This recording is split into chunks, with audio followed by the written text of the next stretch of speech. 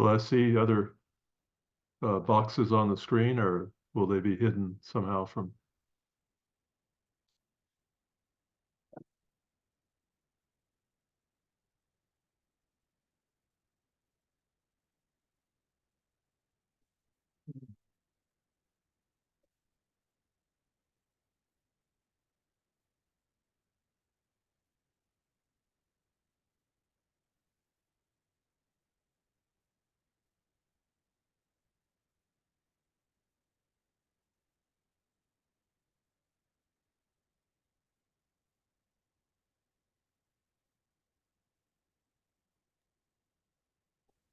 Welcome, everyone. I'm Patricia Shampton, Director of Alumni Relations, and thank you for joining us to our November Lunchtime Lecture. And thank you again to our sponsor, Home Chef, for helping us bring this event to our vast Longhorn network. Our speaker today is Dr. Stephen Reese.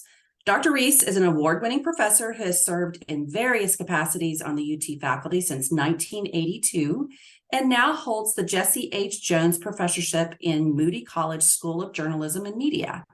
His research focuses on questions of press performance, including the sociology of news, media framing of public issues, and the globalization of journalism.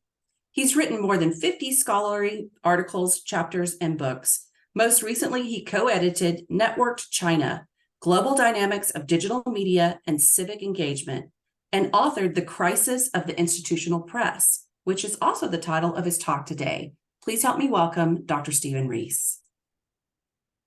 Good afternoon, everybody. It's a pleasure to join you, and I appreciate the invitation.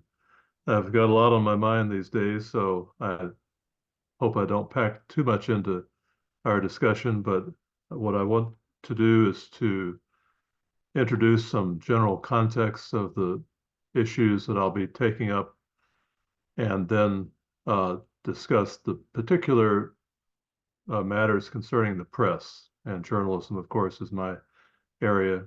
And then I'm going to talk about a particular example of my own research where I look at some case study illustration of some of the principles I've been talking about. So that's the plan. And I'll leave plenty of time at the end for some questions as they come up. I suppose that every professor on campus thinks that his or her subject is the most important thing for students to know about. But I think I can make a reasonable case for issues relating to journalism, because I remember when I first came to Austin way back when. I've been here since 1982.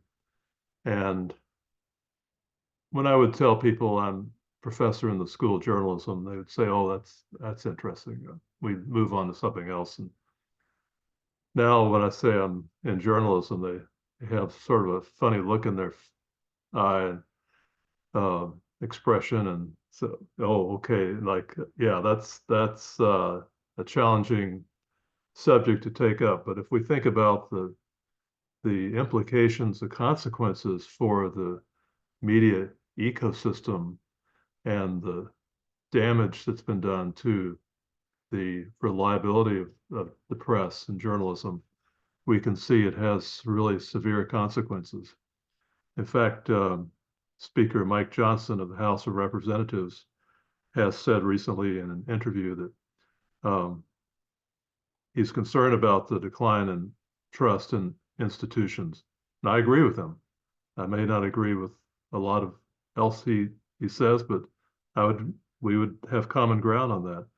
Plus his concern that American culture has taken a dark turn, and I would certainly agree with that.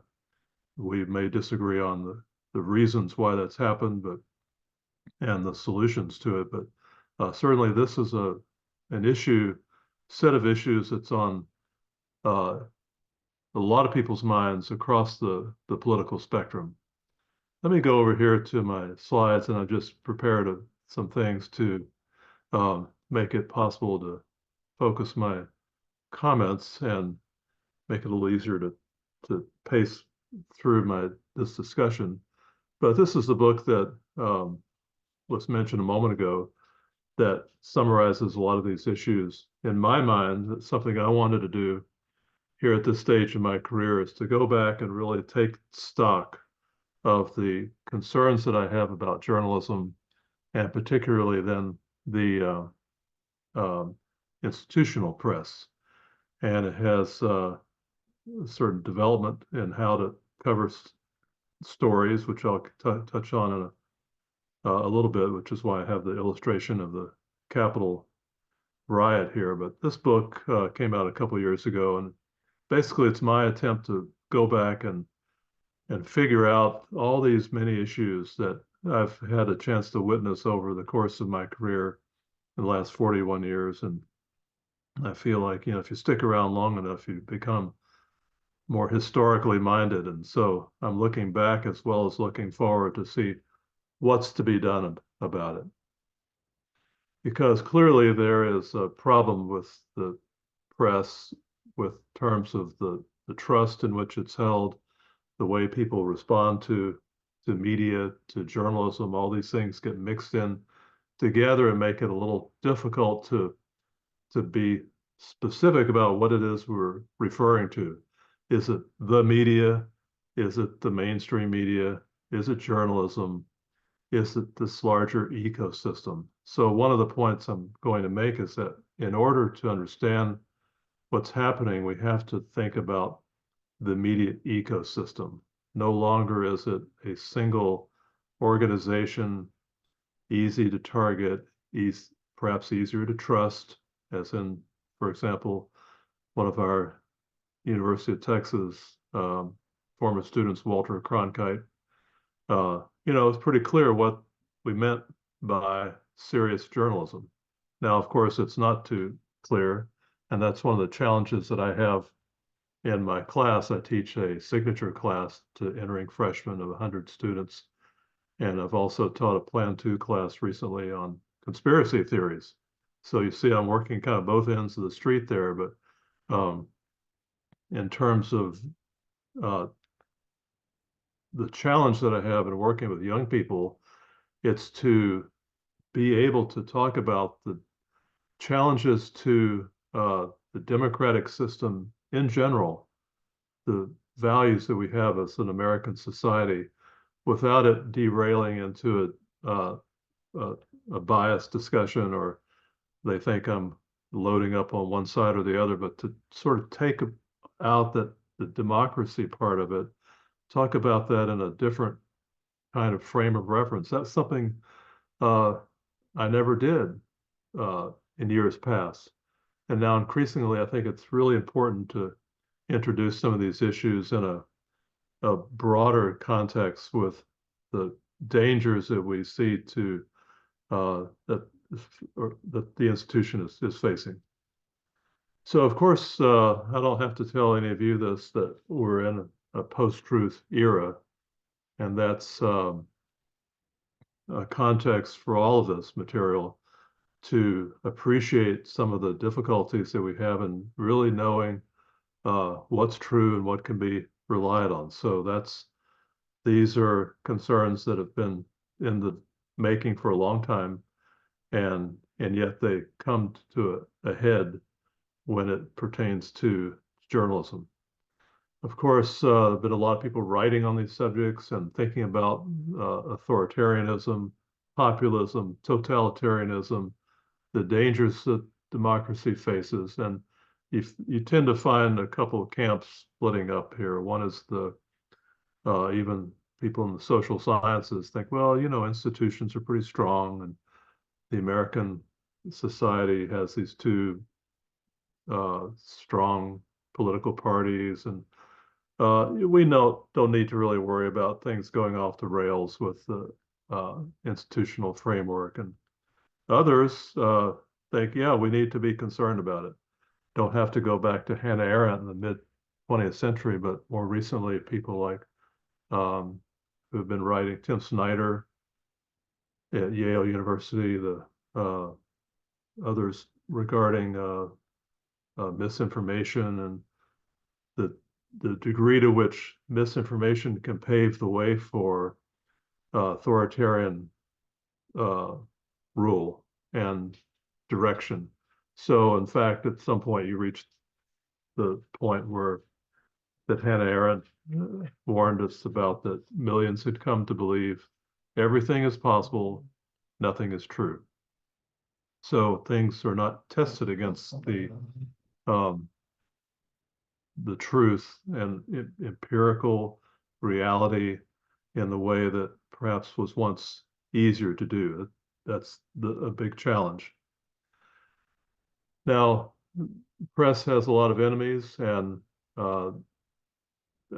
again, these are pretty visible. A lot of people make no bones about their critique of the American news media, and some of it's deserved, some of it not. Get into that in just a moment.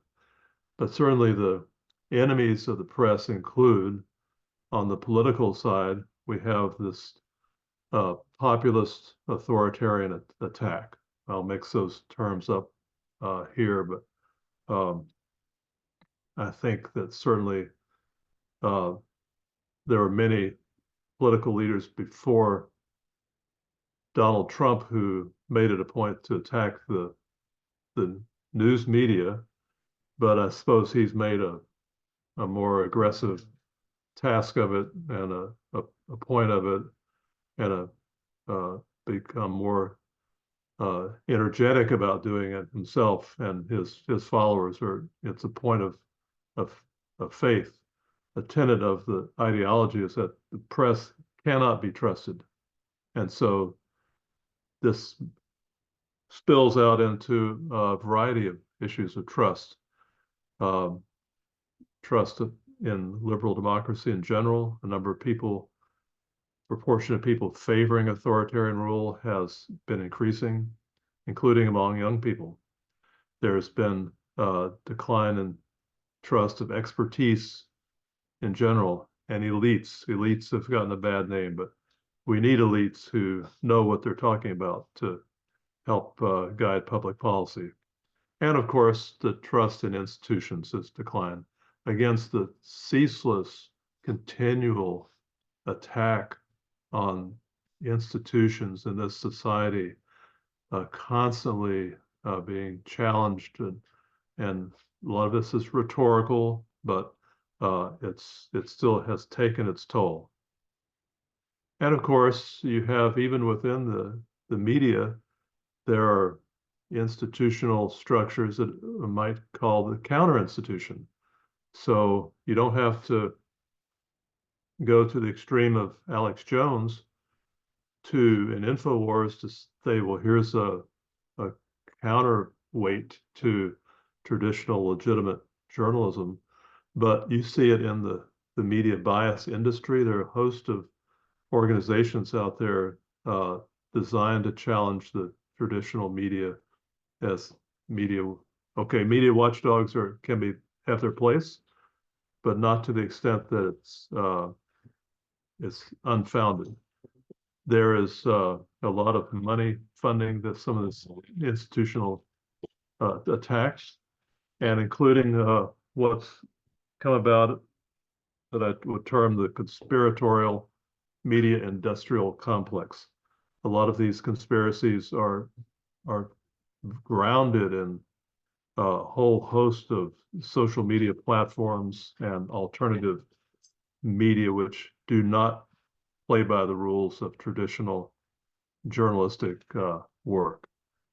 Don't show their sources, don't show their work, aren't transparent with their funding, and aren't clear about their methodology. And of course, they come at it from a political perspective, and that's not unheard of. But to the extent that they use that political perspective to sow doubt and attack is concerning. And of course, we've seen the example with the health arena, where nobody trusts doctors anymore, and parents are less likely to have their children vaccinated. We're going to face a whole other set of problems. But in any case, the press has its enemies. Now, the institution is something I've been thinking about a lot, and that's what I want to kind of talk around the remaining time is the nature of the institution. Why do we think about institutions? Why do we think about them the way we do? And people are fond of talking about the deep state. Well, that's another term for institution, I suppose. But I would prefer to, I think, and also think about it as the steady state. We need institutions at some level to function as a working society. So that's a concern. And so we want to figure out what is it the institution means and what does it signal to us we need to be concerned about in journalism going forward. Well, Samuel Huntington, political scientist, talks about it this way. What is an institution? Everyone talks about institutions like one of those things, like the weather. Everyone talks about it, but no one really is clear what it really means. Does it mean Congress? Does it mean the institution of marriage? It's so widely used and yet so difficult to pin down. And if we're going to defend institutions, we need to kind of know what it is that we're talking about. So Huntington talks about them being stable, valued, recurring patterns of behavior. Sounds simple, right? Well, what becomes institutional and what doesn't? If it's been rooted in practice over a long period of time, more likely to be institutional than not. New York Times is probably more institutional than the Texas Tribune, just because it's been around long enough, longer. I guess we talk about the University of Texas being an institution. It's been around a long time. The University of Austin, the recent startup by conservative scholars, not so institutional yet. Maybe it will become so later on. But that part of its time in existence, part of it's the values that they support. Are they values that benefit the society, the social system? Well, let me briefly just say, the institution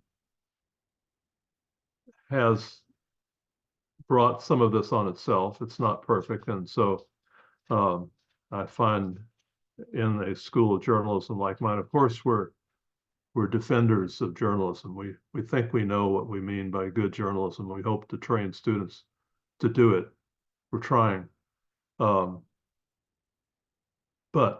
the institution hasn't been perfect, and no one would say, at least who knows anything about journalism would know that it is. Press is not blameless. It can be, over the years, a rather self-congratulatory profession. Maybe all professions are to some degree, but the press in particular likes to pat itself on the back. And there have been some noteworthy failures. Promoting a war on terror, some of my research in years past. How did the press communicate the war on terror so as to render it something that is outside of a policy discussion? They failed to be skeptical of weapons of mass destruction as they should have been with any bold claim of policymakers and political leaders. Press has often been a cheerleader for military conflict abroad, perhaps less so now as we're in more of a globalized media arena. But there are blind spots of commercialized media as well, certainly. CNN, I'm not going to defend CNN as a paragon of virtue, has been seen in some shakeups in recent years with leadership there. But commercialized media is typical of this country's system, have blind spots. They're more likely to be sensational, visual, dramatic, at least with cable news, cheaply produced with pundits. So you get a lot of back and forth and lack of boots on the ground kind of reporting. So it's not surprising, I suppose, that the public has some concerns about it. Journalism's disconnect, we might say, between um, uh, following official institutions. That's, there's been a change in that. There has clearly been a clustering of media on the coastal and large metro areas. So again, it's no wonder that people distrust media who aren't from their area, aren't in their town. That's why there's so much interest now and philanthropic support for local journalism to build up the local community, especially in news deserts.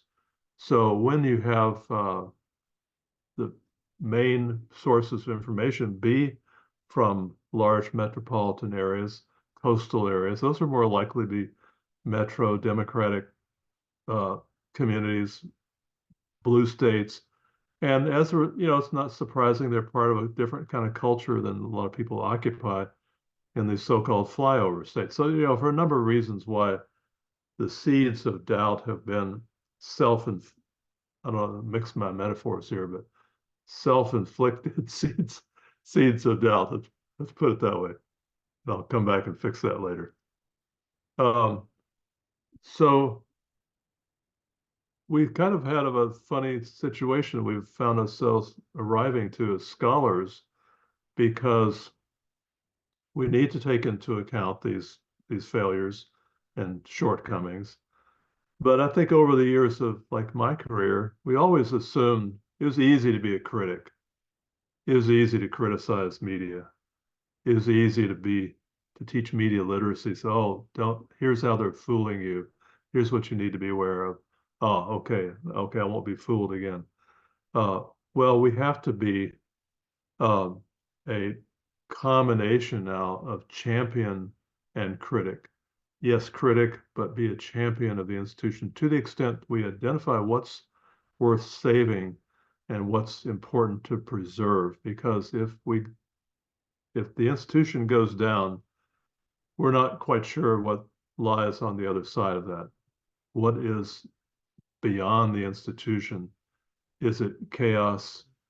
Is it who knows what? But I don't really want to find out. I'd like to reform and fix the institutions we have and want them to do a better job and see that they are doing better. But at the same time, uh, yeah, be an honest critic, but have a broader view of it than I think we once had. Kind of knee-jerk defense of journalism as the press, First Amendment. Well, now we need to say, okay, what parts of journalism are we really talking about that are institutional, in need, and in worthy of being supported and endorsed? That's what Tim Snyder advocates in that little book on tyranny. Defend an institution. Defend truth. Defend, these things need defending, or else they're going to go down the tubes. They don't just happen just because they're natural and and, and God-given. Well, my own definition, let's think about the institution again a little bit, is a little more complex than Huntington's. And it's because we need to look at the ecosystem. Hard to find the institution in traditional locations. I can't just go to CBS, the New York Times, and say I now understand the institution. It's a complex social structure. It's a network of rules and activities. It combines a lot of different things. So as you'll see in a moment, that's how I go about identifying and testing and exploring a part of the institution which is not altogether clear and not readily visible to, let's say, the naked eye. Congress, big congressional building, visually it's clear. That is an institution. The media ecosystem, not clear. Now if we have kind of these new forms that figure into the institution, different leaks of Panama Papers, Paradise Papers, all kinds of document dumps, the Twitter file, I don't know if I put that in the same category, but a lot of collaboration across media, across small and big, domestic, international. Just one example. The global fact-checking industry has become a part of the institution in the sense that doing kind of like a form of journalism, in the sense that they research claims and find evidence for things that are said. And so the fact-checking, again, a collaboration and institutional kind of structure. But I want to focus on a particular kind of structure, and that is online open source investigation. What do I mean by that? I'm going to think about it as its institutional aspects and the extent to which it may contribute to a better form of journalism than not. Big example, Bellingcat. In his recent book, Elliot Higgins talks about open source online investigation. What do I mean by that, by the way? Looking at materials that are readily and publicly available online on the internet, social media feeds, government documents, anything that's publicly available and can be accessed and analyzed by anybody with a computer. Now, of course, there's some people better at it than others, Bellingcat being one of them, and they argue that they've basically created a new field. It combines journalism, yes, but also advocacy, forensics research, and so forth. You can read more about it by just Googling Bellingcat. It's quite interesting what they've been able to do, including recently with the Gaza issues, what's really happening, how do we know what's happening, where are people going, what hospitals are being damaged, what's the level that can be to some degree looked at by global satellite imaging. But it becomes an open source digital ecosystem of accountability because it gets information out there in a public way, in a sourced way, in a way that can be helpful. I'm going to go through this part quickly so we leave time for questions, but I think about open source intelligence as an institutional structure because it links up with traditional media like the New York Times, but also with NGOs like Bellingcat and also with citizens. So the combination of those three things and more produces a larger structure. This is in an article, and won't go into any detail here. I'm going to keep it pretty general, but if you want to know more about the methodology and the way that people like me and my school at the University of Texas do this kind of research, you might be interested in knowing. But what we find is that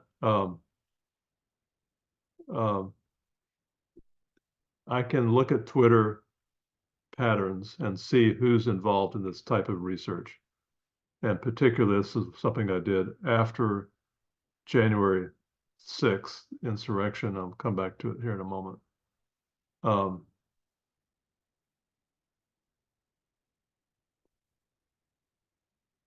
Sorry, let me,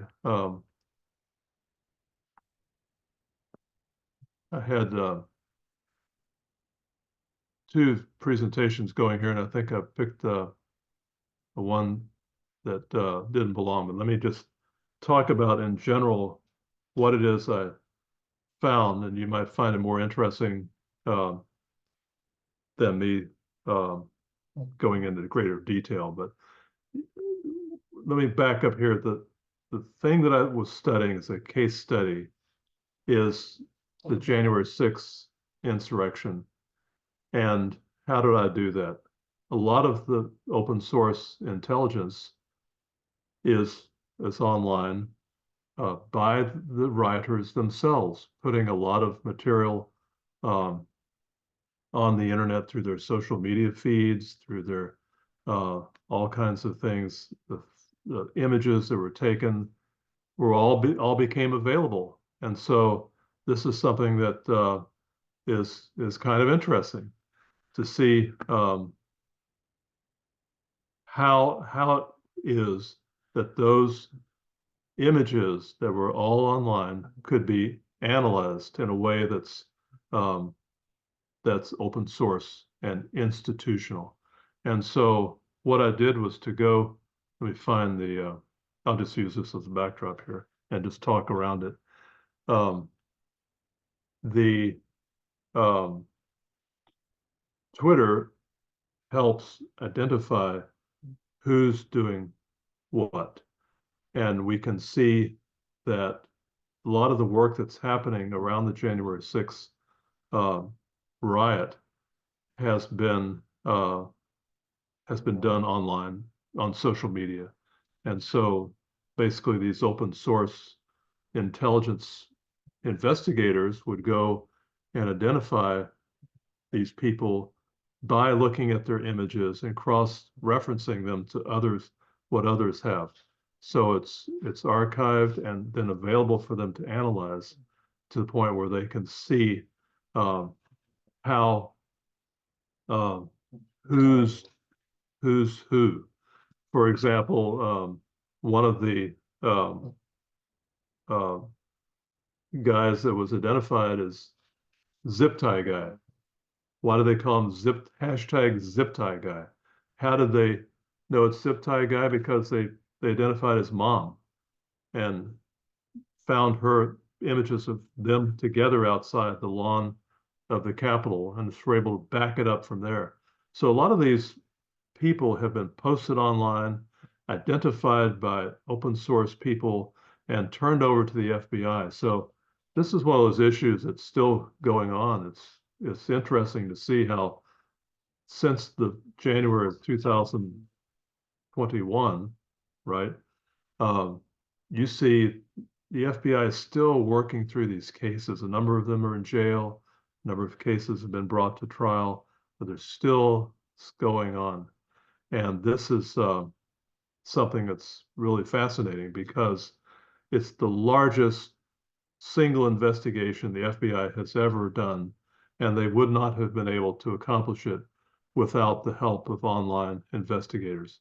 Now, let me just talk to the diagram that I have here. You see that I blew it up. Don't worry about the labels on these accounts. Each account is a Twitter account, but you see back when it was Twitter, you see there are kind of three communities. You have the red community on the top is professional. Jake Tapper, CNN, Maggie Haberman, New York Times, others, Washington Post. Okay, yes, they're going to be tweeting, and that's what they do. At the bottom, in the middle, is the blue community, which includes Bellingcat and other kinds of open source intelligence organizations, think tanks, university centers, data centers who are doing this kind of work too. And then in the lower left-hand corner, you see these are what we call citizen sleuthers. Citizen sleuthers are citizens, often anonymous, because they're doing, in some ways, dangerous work. Many of them are tracking groups, paramilitary groups like Oath Keepers, 3% Militia, Proud Boys. And so, yes, they're going to stay anonymous. It took me a difficult amount of time to track them and get them to agree to interview. But I did using a combination of Twitter and other means to identify the strategic key sleuthers who were someone I needed to interview. So I have these three communities, but they're bound together. Visually speaking, you can see how they're interacting with each other with these open source NGOs as a liaison, as a way to bridge the gap between the professional journalists and these anonymous sleuthers. You don't know who they are. So, but the interesting thing is, it provides a new ecosystem of accountability in the sense that the New York Times can take the work of the sleuthers and use it because they're using the same methodology. They can see the same material that they're basing their conclusions on. They can observe that they've had a pattern of reliability in finding some of these people and sharing their information. So it's proved to be an interesting community, which I call an institutional community because it's doing the work of accountability, which is something journalism has been charged with doing uh, over the years as its institutional role. So this is an interesting structure, provides accountability.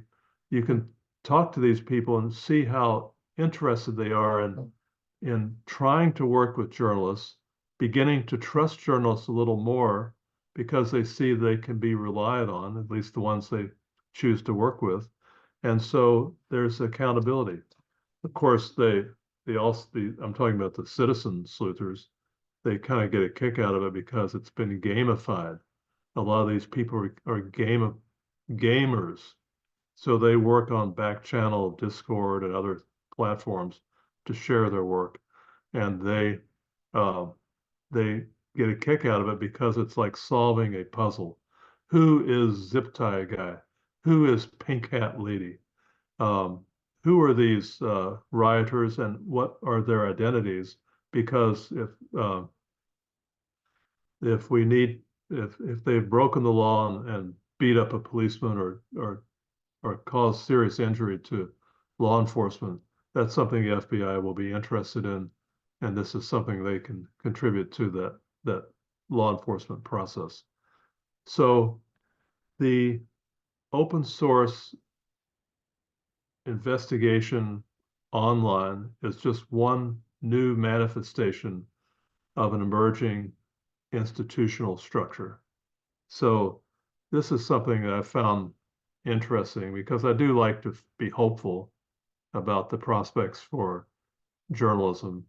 And so when I see that there are means by which journalism can be trusted more by showing its work, by documenting open source evidence for its reporting, getting back to more boots on the ground, in some ways more objective reporting.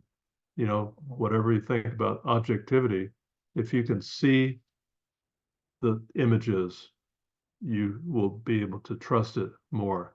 And that's why this is a hopeful step. In fact, recently you see that uh, the Speaker, I'll come back to Speaker of the House, Mike Johnson, has released these thousands of hours of footage from the Capitol riot.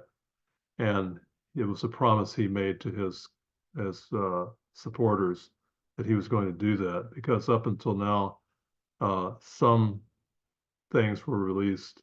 People like Tucker Carlson would go in and create a documentary purporting to show a certain thing.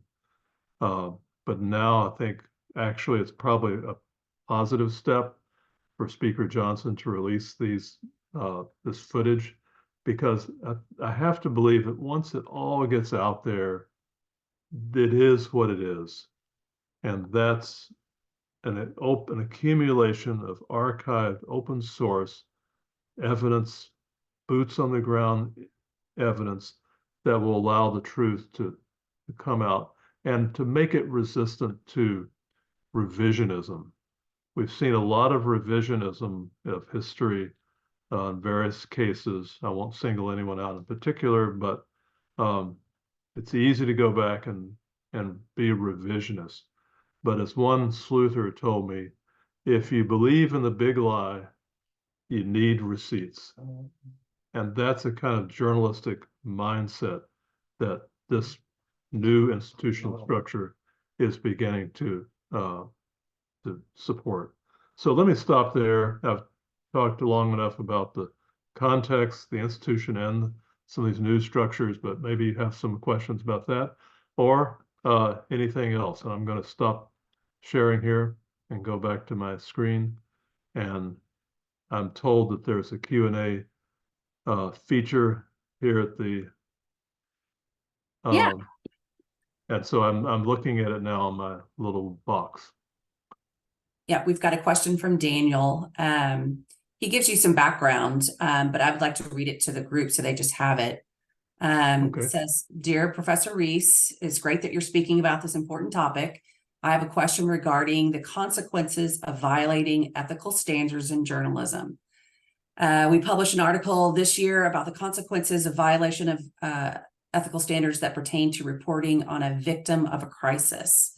We found that it damages the reputation of the newspaper and the victim.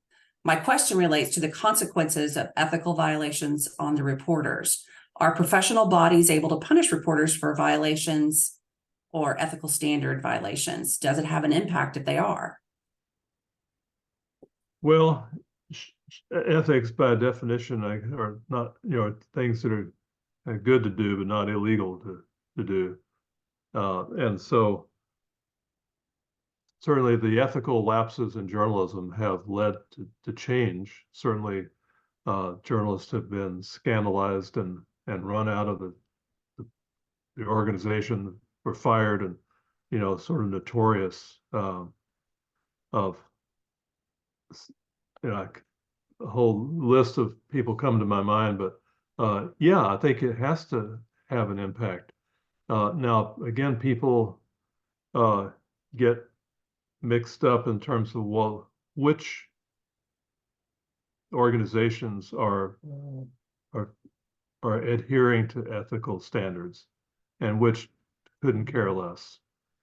Does Project Veritas have any ethics?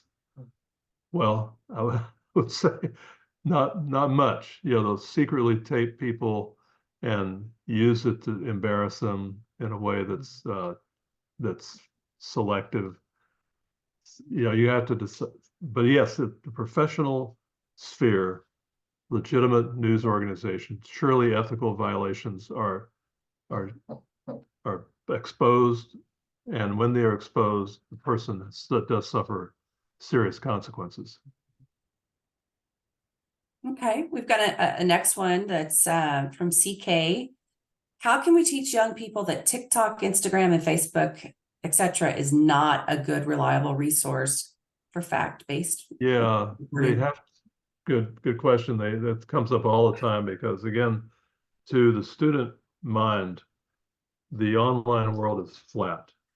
The New York Times looks the same as Alex Jones, and just doesn't. And so part of it's just a job of teaching. Look, let's go to the original source of this information. Yes, I know you got it on TikTok, but where did TikTok get it? I know you got it on Facebook, but where did it show up originally? And so this is one of the principles that we try to teach, identifying misinformation. Is there a dynamic source link that you can click on to go, or is it just a screenshot?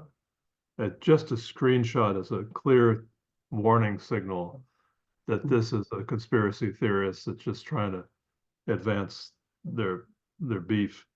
But a legitimate source will be transparent with regard to the underlying origin of that material. So that was one quick technique, just to go to the source, go to the original source. Don't stop at just the last user, last container. Mm-hmm. So the message to those young people is check your sources, go to the source. Check your sources, exactly. Yes, yeah. Easier said than done, right?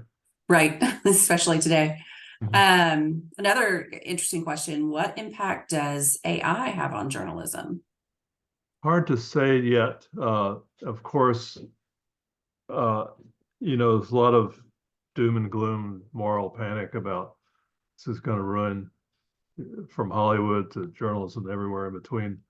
But I think, if you could get AI to do routine business stock market reporting, stocks went up, they went down, they went sideways, why waste a good reporter on that?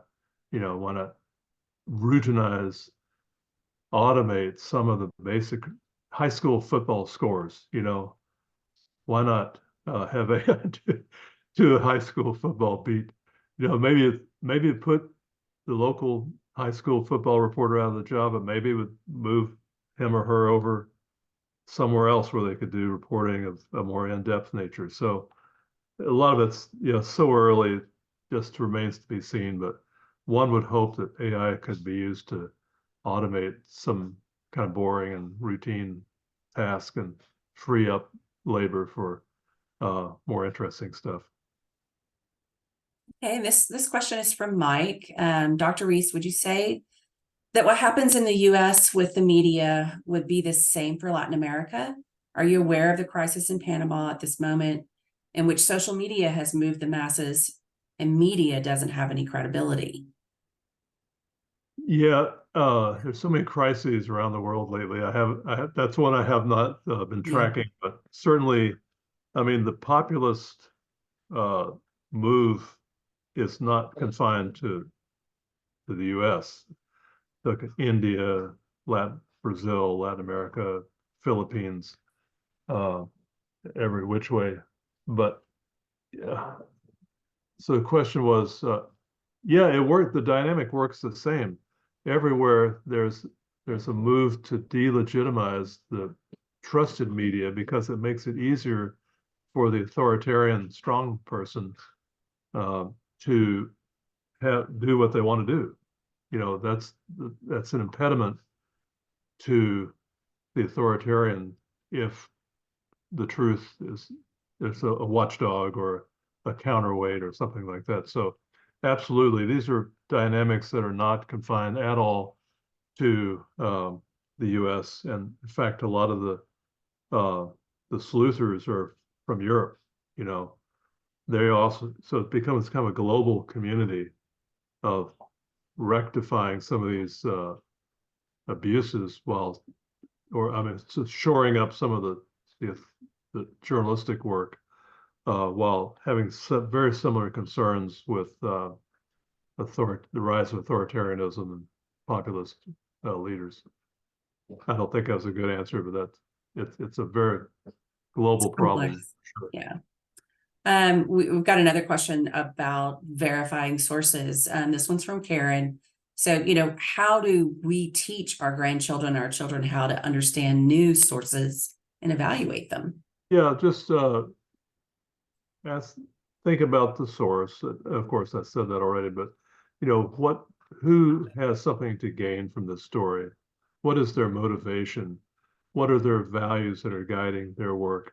Are they motivated by a desire for the truth? That's the ultimate thing, are they really trying to get to the bottom of it, or are they just trying to embarrass Joe Biden or Trump, or just, I kind of get tired of some of my feed, even it gets to the point where you won't believe how this report humiliated this political figure. Well, as soon as that's a trigger to me that's just sort of clickbaity. So to the extent that you have to figure out what do they stand for, what's the track record, what they hope to accomplish, and are they bound by any kind of ethical guidelines? Can you imagine Alex Jones retracting any of his statements with a correction? Well, no. Can you imagine the New York Times doing it? Yeah, sure, I can. So for all of its faults, the professional news media, they do try to go back and clean up an error and talk about how that error happened and what could be done about it different.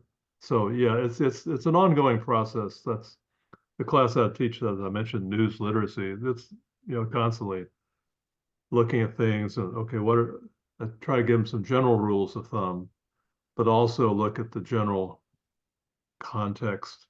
Who's behind this and what's the dark money out there that's trying to drag down some of these figures. So this one is from John. Is objectivity still a tenet of journalism in this type of open source media environment? And how can you be instructing your students in this type of media world? Well, objectivity, of course, is one of those difficult concepts, but it's something we still use, and it means something. It does still mean something in the sense that it's a little less subjective, less personal opinion, and more close to the ground truth. What is the factual basis for this? So an image, yes, an image can be distorted, but still closer to the ground truth than me describing an image remotely. So it's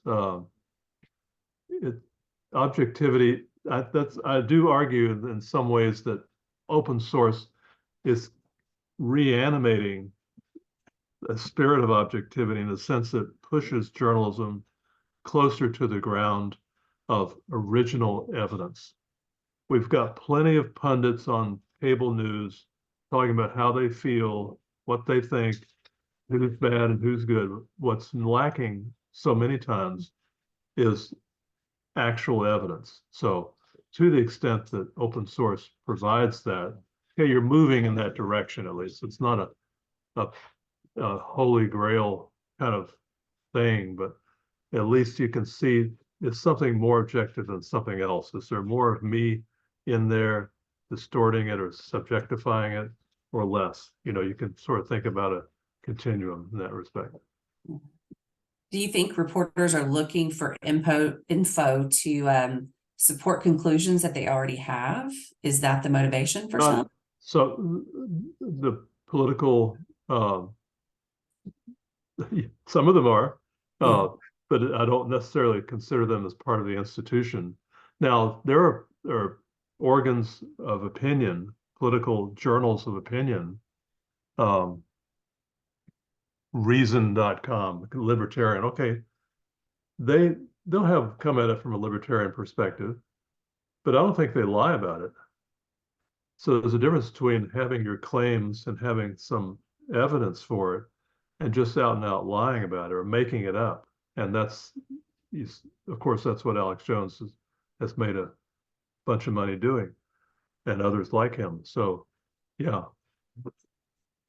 That kind of plays into this next question from Wayne. Isn't the money that flows from infotainment a big cause of the problem? From rush to clickbait, is it clear that people would rather be entertained than informed? Yes. I don't know about that. But absolutely, that's part of the commercialized media ecosystem, which is why I think a lot of the new projects are involving nonprofit, nonpartisan, independent organizations in communities where they have a clear community root and a connection to their community. Big money right now coming from the philanthropic world, Knight Foundation, I don't know if Ford, I forget the other ones, but a big full page ad in the New York Times the other day. They're coming together, these philanthropies, to support local, nonpartisan, nonprofit journalism so that we kind of get away from, yes, clickbait news, infotainment. It's driving people crazy, and creating problems for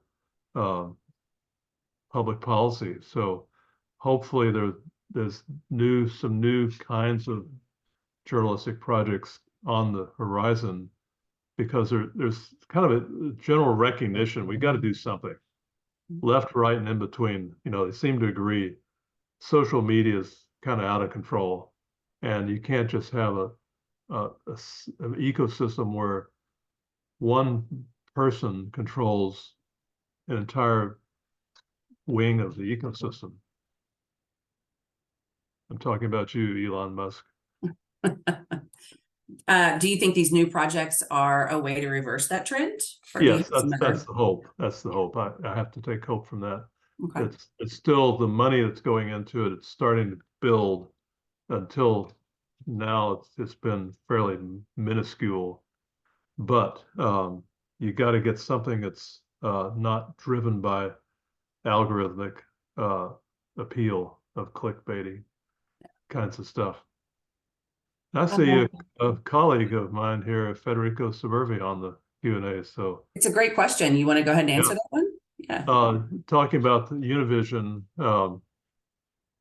they were controversial recently because they had an interview. I'm trying to remember the details. Interview with Trump, and they think this is kind of biased them.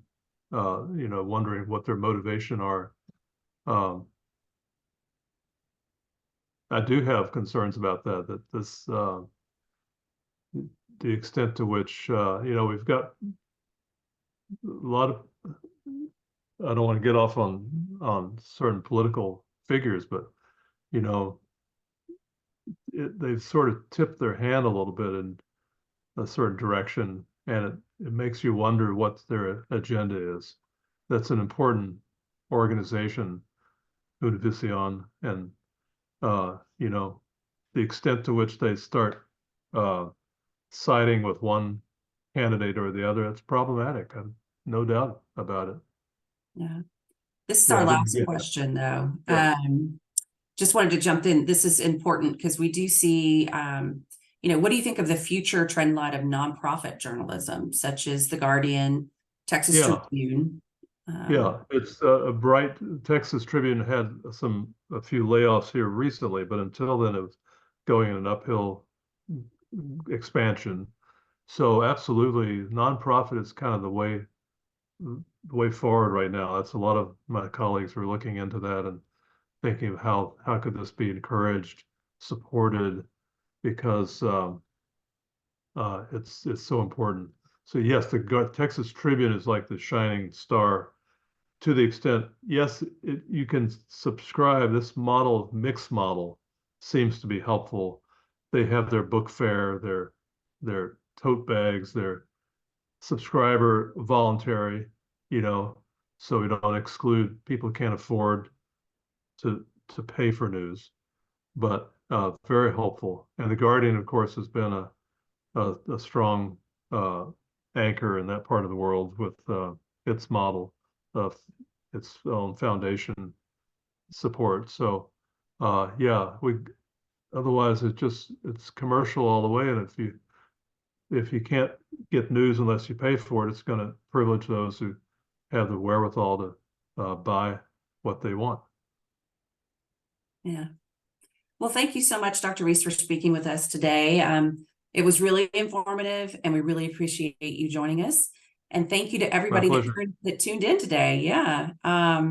Just a quick note, next month, our speaker is Dr. John Bartholomew, who will ask the question, if we know exercise is so helpful, why don't we do it more? So this will be a virtual lunchtime lecture on Wednesday, January 10th. And you can find information and register right now at texasexes.org/lunchtime lectures. Y'all have a wonderful week, and thank you. Bye-bye.